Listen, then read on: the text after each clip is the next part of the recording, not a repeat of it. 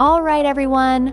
Welcome back to another exciting episode. Today, we're diving deep into the wild world of storytelling in video game adaptations, specifically focusing on the latest season of The Last of Us. Now, if you haven't heard, Part 2 of this series has been making waves, racking up over 5.3 million views on Max just in its debut week. Can you believe that? That's a staggering 13% increase compared to the first season.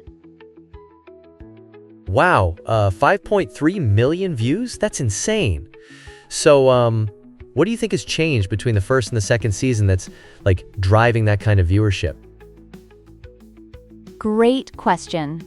This season is set 5 years after the first, and we can really see how both Joel and Ellie have evolved. Ellie, for instance, becomes a bit more reserved and starts to challenge the rules that Joel puts in place. The stakes are higher now. They're facing all sorts of dangerous scenarios. It's fascinating to see how their relationship has morphed when under such pressures. It really makes you think about how relationships change over time, right? Right. I mean, it reminds me of how friendships can change in tough situations. When you go on a road trip and you get lost, suddenly you see different sides of your buddies, right? Is that kind of what's happening here? Exactly. That's a perfect analogy. When you're tossed into a high-stress environment, the true colors come out. And speaking of colors, Ellie is portrayed very deeply in this season, delving into her emotional struggles. Critics have been raving about Bella Ramsey's performance, with Rotten Tomatoes lighting up with a staggering 96% approval rating. It's no small feat to capture that essence on screen from a game, and they've nailed it.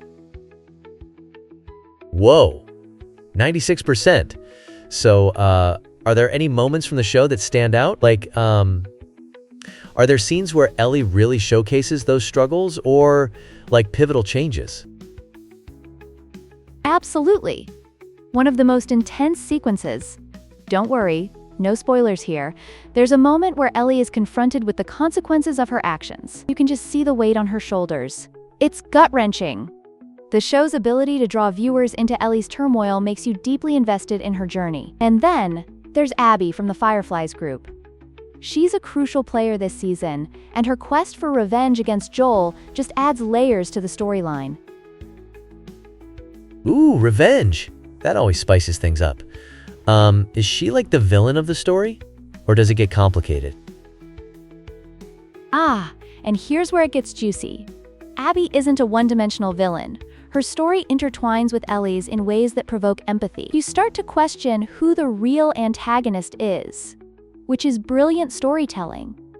It's a bit like in any action movie that blends a moral gray area. Ever watched The Dark Knight?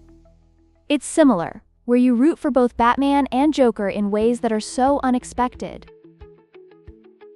Wow, yes. That moral gray area is so fascinating. I mean, it makes the story way more engaging. But what about the pacing? I've heard some fans mention that there are parts that feel, unnecessary? Yes. That's definitely a hot topic. Some viewers argue that certain sequences could use trimming, but I believe those moments deepen our understanding of the characters. Think about it in life, not every moment is action-packed, right? There are slower times that allow for character reflection and growth. The trick is finding the balance, and that's where the narrative craft shines. Totally. So pacing is kind of like a roller coaster. If it's all highs, you might miss the thrill of the drops. Spot on. It's all about rhythm, just like music. With a score that sets the atmosphere, The Last of Us really nails that emotional resonance. Overall, while some critique the pacing, it's worth pondering how these deliberate choices affect storytelling. So many layers of storytelling wrapped in this thrilling package, Oh, for sure. I can't wait to see how all these threads tie together. This is gonna be so good.